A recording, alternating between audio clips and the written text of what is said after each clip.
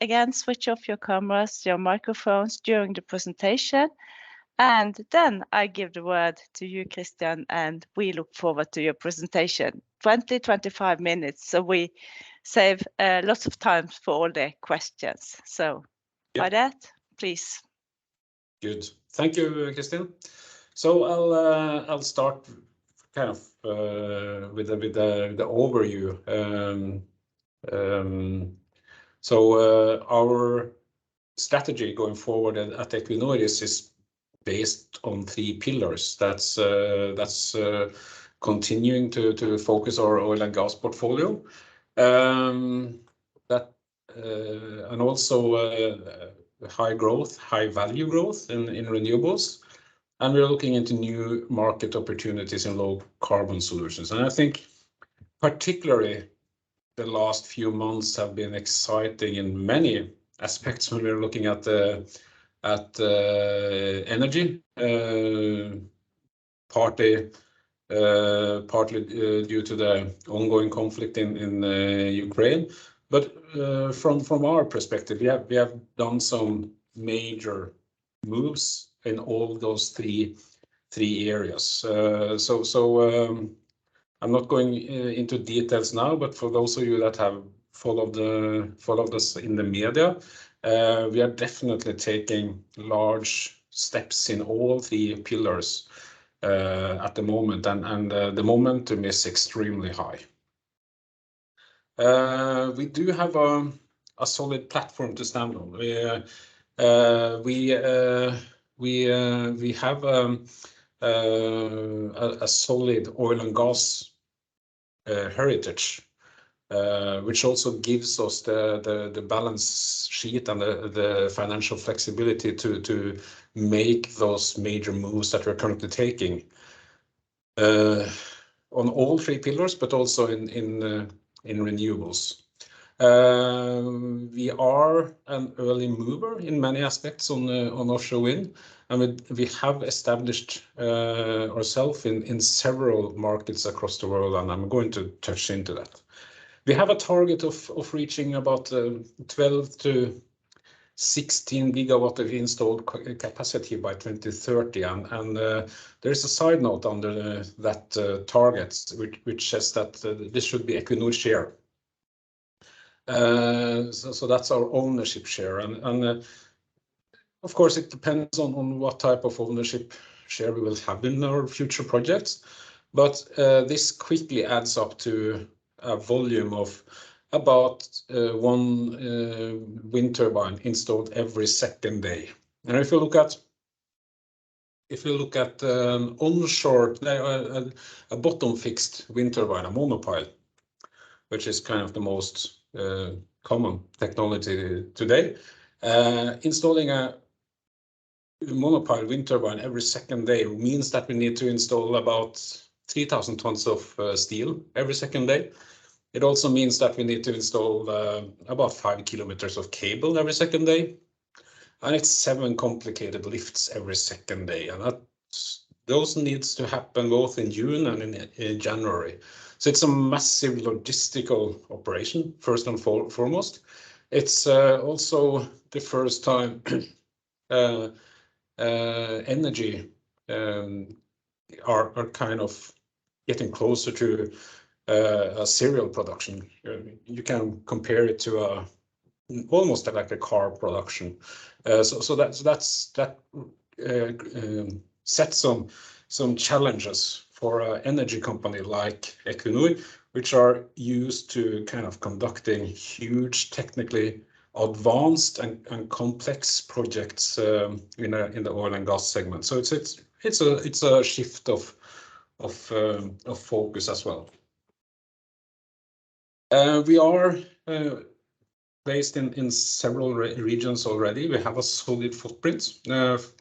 We started out in the North Sea. We are currently doing installations we have just started installations at Dogger Bank, outside of Bergen in Gulen. We have done the assembly of the first Hywind Tampen turbines.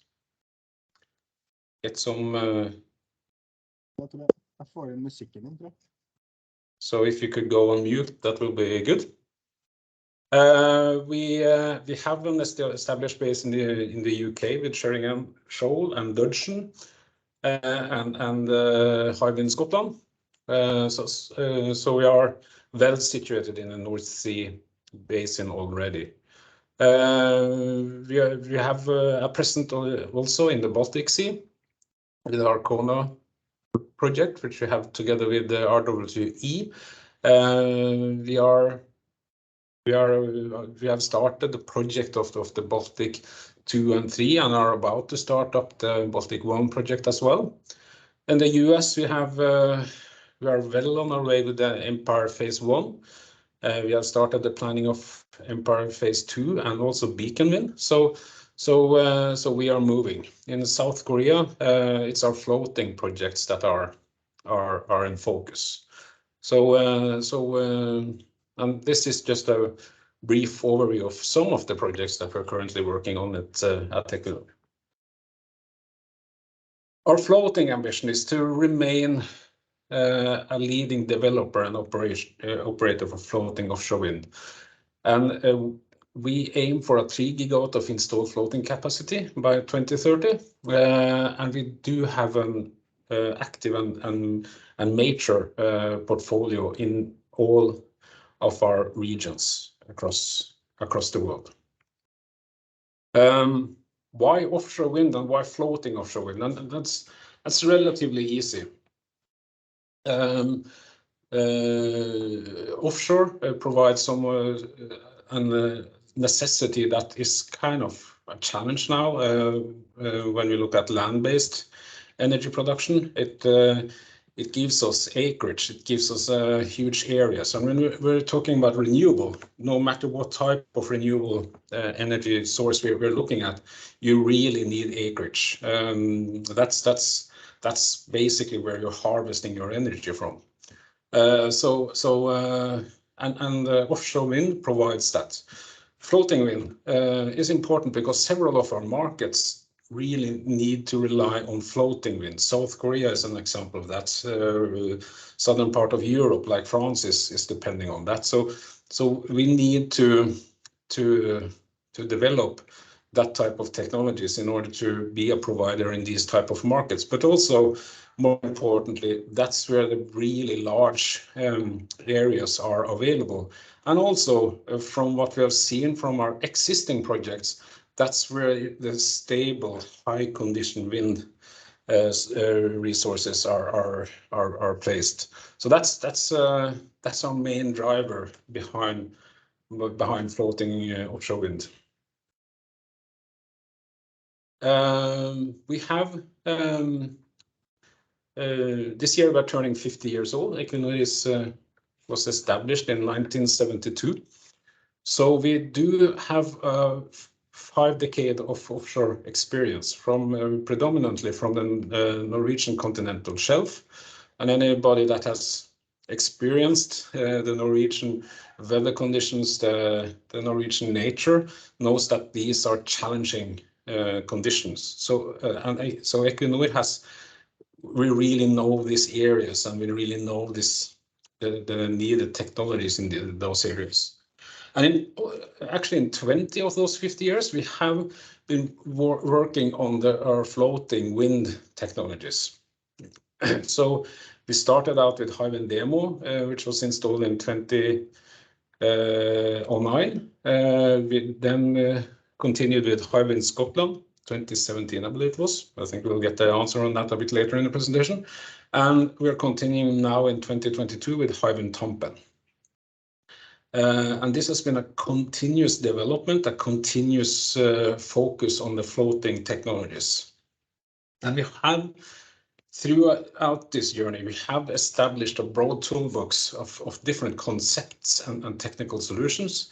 We do have a pretty good overview of what is working and what's not working.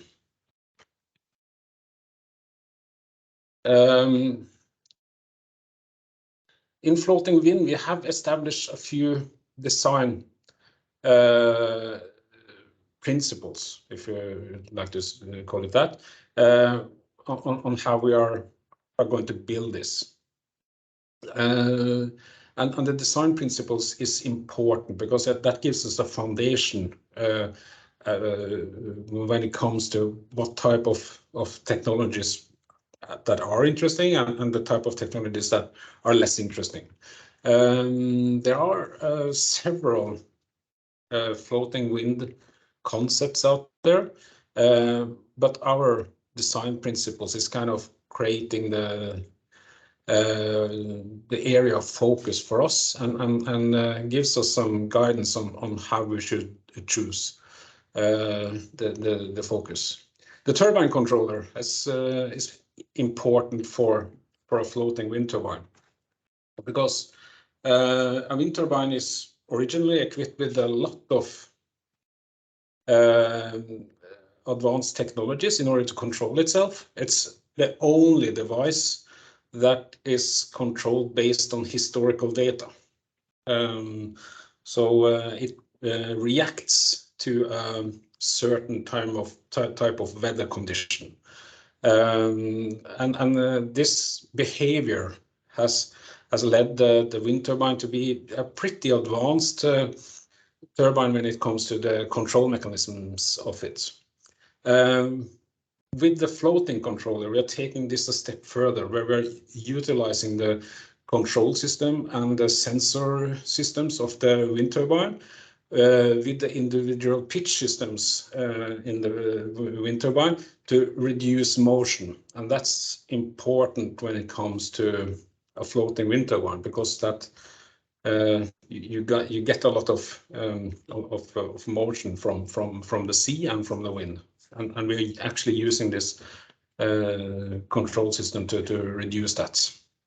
Mooring and anchoring system is obviously important, and we are continuously developing those systems in order to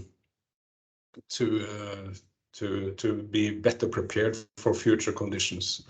The electrical systems is also important, and we need a dynamic cable. We need a cable that can move a lot. And these are high dimension cables. It's advanced cables and advanced couplings, which needs to withstand a lot of movement over several decades. And then we have the execution models. That's how we install this, how we operate, and how we do this. And we also need the supply chain, and we also need the operation and maintenance systems, which is also different for a floating turbine compared to a bottom fixed turbine. So technology development and method development is a big part of our DNA. And luckily, we are working in a company which have that tradition. Equinor is very much founded on technology excellence, and we are taking that further with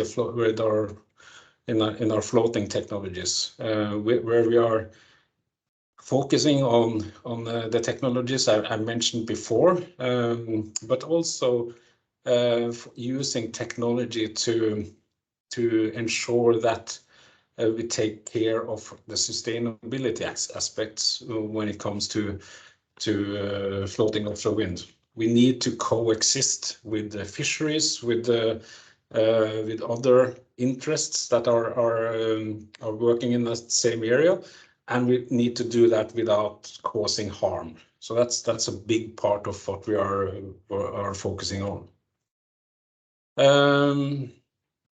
So we are a first mover in floating wind.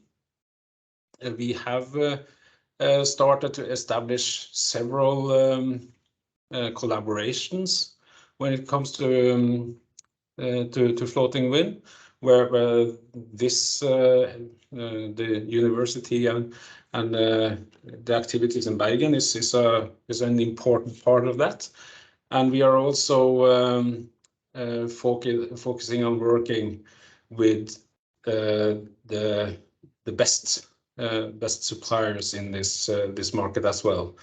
So and all of this needs to go hand in hand. Hywind Demo was the first turbine we put in water, and it's actually still producing outside of Karmøy. It's by today's standard a small turbine. It's a 2.3 megawatt Siemens wind turbine,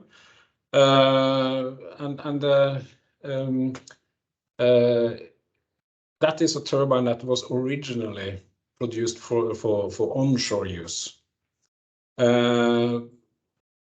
So it was a bit exciting to kind of put it on a floating foundation and see how that works. But it has actually not only worked, but it has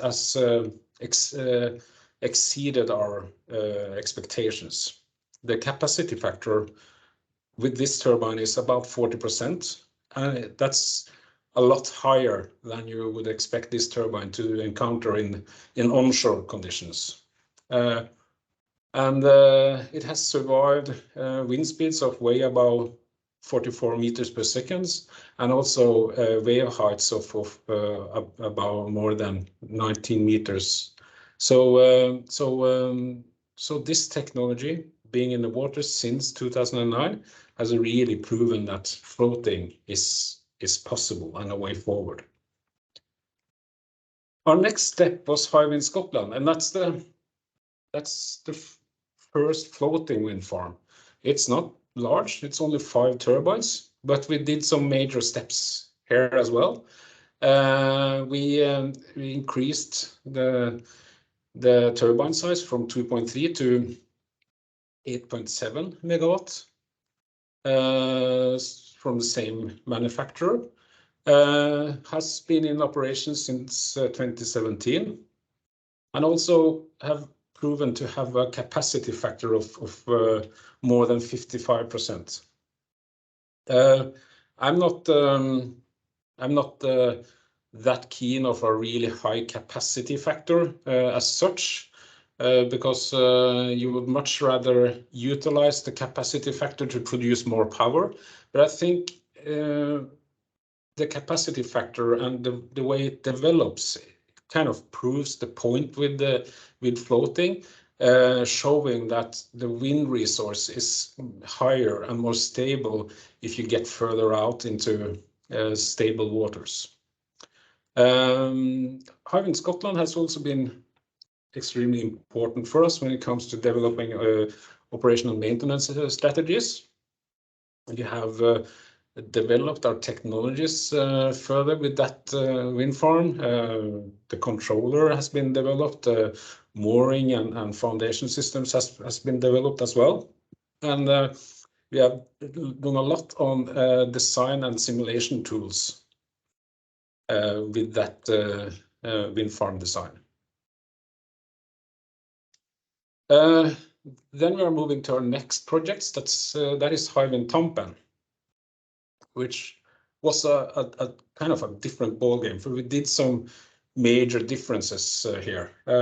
First of all, this wind farm is or will be connected to our offshore oil and gas facilities, Gullfaks and Snorre, where they will provide CO2 reduction of about 200 tons every year, which is equivalent to about 100,000 cars. And also connecting wind turbines to oil and gas installation, which requires stable energy, a stable source of energy, has required us to be a bit creative in how we are solving that. It's been a challenge to connect this directly to the oil and gas installations, but we have succeeded, and we do have a solid solution for that in place as well. So that was a major breakthrough for us. We did some changes on the foundation as well. We have moved from steel to concrete. So we have 11 concrete foundations, which in their own weighs about 21,000 tons. So these are massive concrete columns that goes about 100 meters down into the sea. 11 turbines that delivers about 95 megawatt. The slide says 88, but we have made a slight upgrade of the control systems of the wind turbine, so they deliver a bit more output. And we have managed to reduce the cost, capex costs with 40% from the Hywind Scotland. So we have done some major breakthroughs with Hywind Tampen, and it's I've been a couple of trips out to Gulen to see the assembly sites, and it's remarkable to see these type of constructions coming neatly together out there. I've been in the business for close to 20 years, as I said, and I've been working with both onshore wind and offshore wind, but as floating wind gives a new dimension, because it's, if you compare it to a furniture, that's kind of the recliner of offshore wind. It's possible to assemble and also test a wind turbine close to an assembly site, meaning that, for instance, the workers that are there can work normal days. They can live close by. They can go to the assembly site, work with the assembly, and go back in the afternoon back home.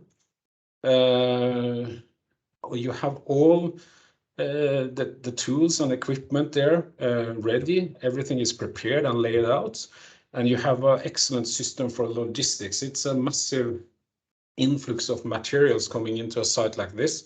So I think floating wind is a game changer when it comes to assembling and testing large offshore wind constructions. So that's a really an eye-opener for me, and I think creates some real new perspectives and possibilities on floating wind in the future. So we have Hywind Tampen right now, and already in 2027 we have an ambition of installing Trollvind. And I'm going to say a few more words about that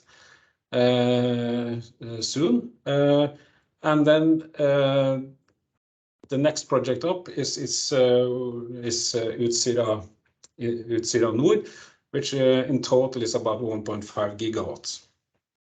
But I wanted to show these 3 projects because it showcases how important it is for a developer like Equinor to ensure that we have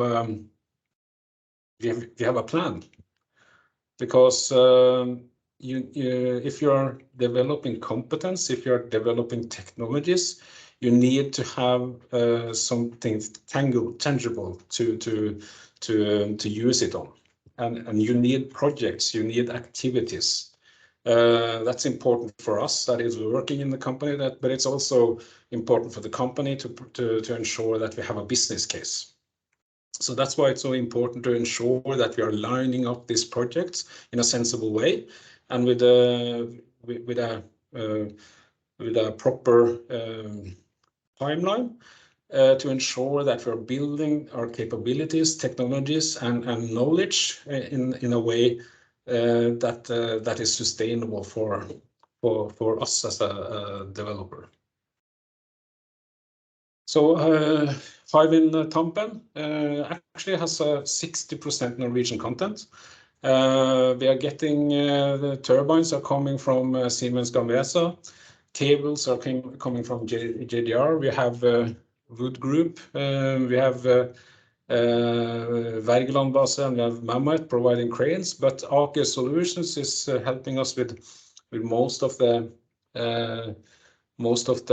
assembly and the anchoring system and the towouts, the practicalities around that, and CW7 is doing the cable installation.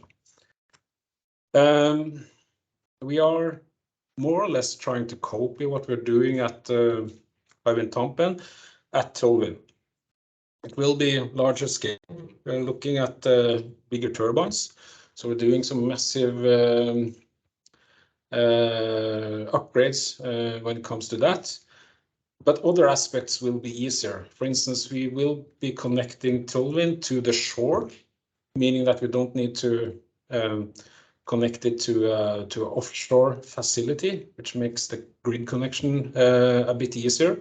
We do have something to balance the power from the wind farm. We can balance it against the national grid. And that means also that this will contribute significantly to the energy production in this area. We will connect it to Kolsnes and provide about 4.3 terawatt-hour yearly into that grid connection. The size of the wind farm is about 225 square kilometers. It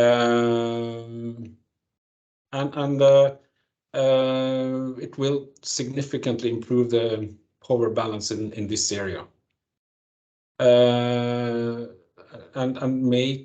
think it will kind of be a prerequisite to ensure that we are capable of electrifying our oil and gas installations outside of Bergen.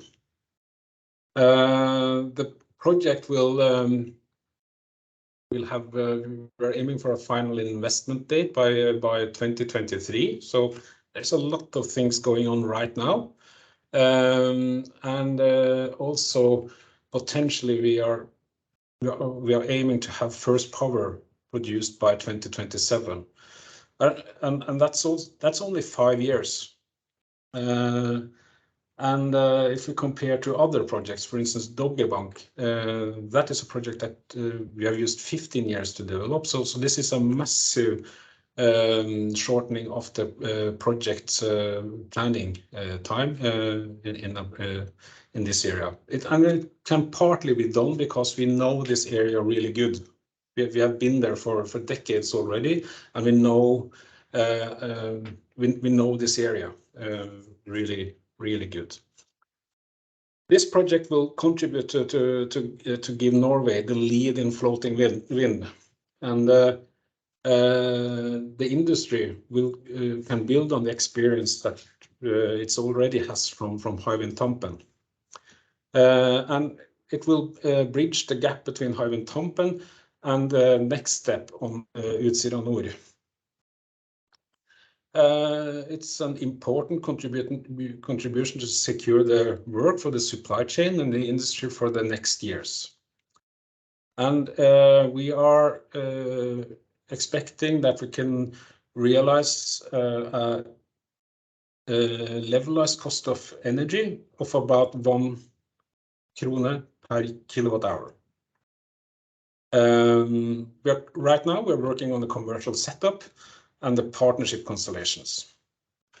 So it's a really exciting project, and I really think that we will make some break some new ground, both when it comes to technology and also installation-wise when it comes to this project. Then we have the next step which will be Utsira Nord. We will know more about that in when the Norwegian state government comes with the